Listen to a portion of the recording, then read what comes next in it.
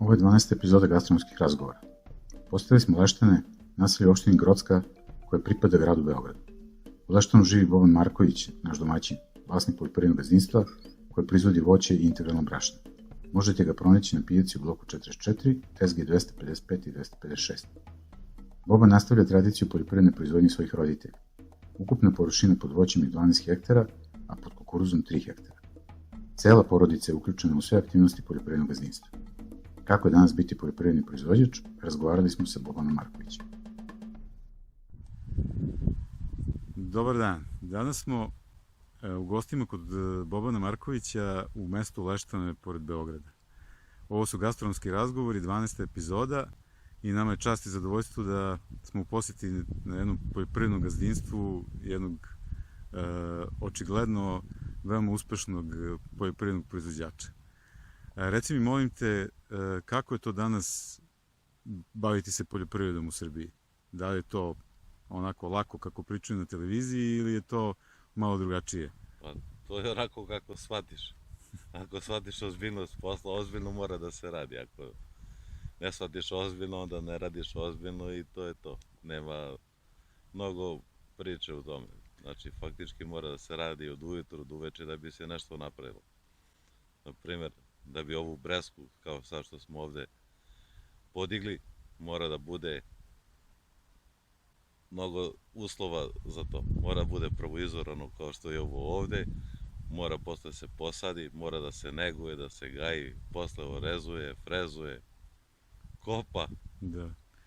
Posle kad dođe do branja već je to... Da, nama potrošačima kad dođemo na pijacu, to je sve lagano. Znači, izabereš ono što ima u gajbi i mi mnogo se i ne interesujemo kako je došlo do toga, ali očigledno je to velika muka i veliki rad. Mnogo je teško doći do nečega, da se uzbere, da se proda, da se plasira roba i tako to. Dobro, Bobane, šta imaš na imanju? Uglavnom su to voćke, koliko sam ja razumeo. Ovo danas je baš velika površina pod breskvama.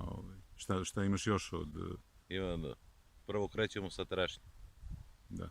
Posle trešnje kajsije, posle kajsija breskve, imamo šljive, ima jabuke, ima svašta, najviše što radimo, to je voćarstvo.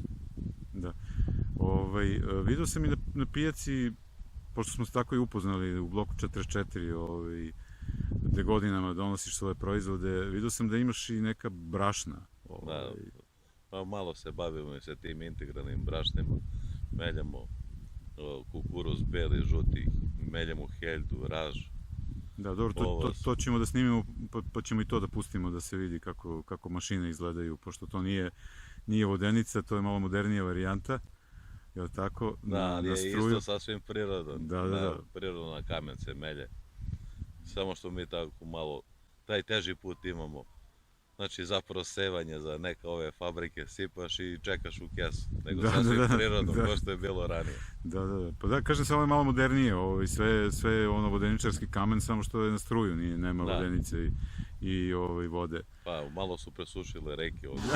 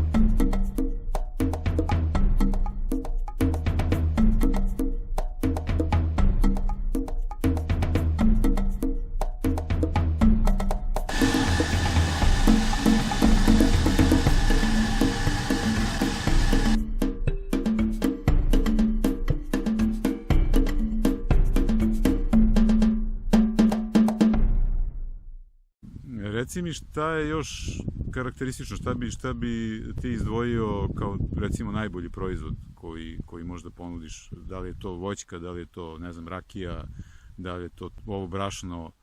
Pa, u meni je sve u principu to isto, ja sam zadovoljan sa svim tim stavkama, tako da, znači, volim sve.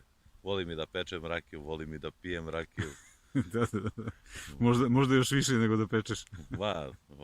Ako ne pečeš, onda ne znam da uživaš u piću. Tako je. Šta je još ostalo u sezoni posle breskvi? Za branje imamo šljive i jabuke. Imamo sad trenutno neku šljivu koja će tek za jedno 20 dana, krajem septembra, da počne da se bere. Šljiva se zove Oto Goj. Znači, to je krupna, lepa, slatka šljiva i ona bez hladnjače može do nove godine da stoji. Super, to odmah bezecujemo da pravimo džemove i kompote.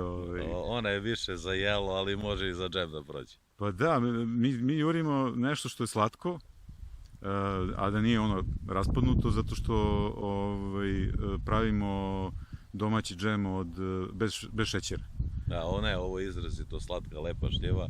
Malo je čvrsta, nije kao ove ostale sorte, to je od skoro kod nas već u opticaju i to mušterije su zadovoljne, uzimaju one matene i kad sneg padne one mogu da se prodaju.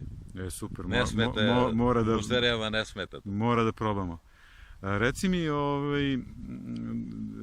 šta volite kod kuće da pravite od nekih starih tradicionalnih recepata? Pa, na primjer, volimo kačamak da jedemo, volimo proju da jedemo, tako da neka stara jela koja ima isto iz vaše knjige, moja baka još ranije pravila ono što se brašno upržava, kako se zove, sad ne mogu tačno da se setim. Pa, zaprška... Ne, to je kao sladak, onaj kolar sa projenim brašnom. Dobro, sad ne mogu ni ja da se setim ovog trenutka. Da, setit ću se. Ali recimo, ovih dana vrlo često pravimo sad veza sa šljivama, pravimo šljivopitu. Da.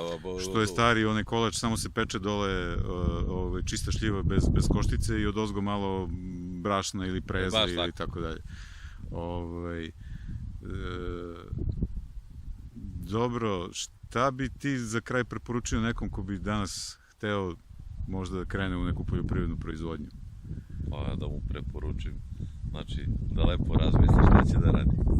Ako ima volje, za time on će da uspe. Ako nema volje, nema ništa, ali u svakom slučaju, svaki posao, kad voliš, onda i uspeš. Ja sam, na primjer, volao tu poljoprivredu, krenuo sam sa njom, negde sam dospeo, nisam ni na vrhu, nisam ni na dnu, na nekoj sam sredini, ali sam opet zadovoljan. Ja mislim da si ti veoma uspešan i mi ti želimo još mnogo uspeha, 100 godina, što kažu da traje cela priča i da tvoji naslednici preuzmu imanje i da, eto, najmanje kao ti rade, mislim, naravno, uspešno.